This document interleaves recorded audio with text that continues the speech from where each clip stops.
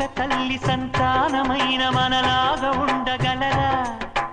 ఒకరు కాదు మనమిద్దరంటే ఎవరైనా నమ్మగలరా? నువ్వు పెంచిన పిల్ల పాపలకు కన్న తండ్రినైనా ప్రేమ పంచిన తీరులోననే నిన్ను మించగలనా?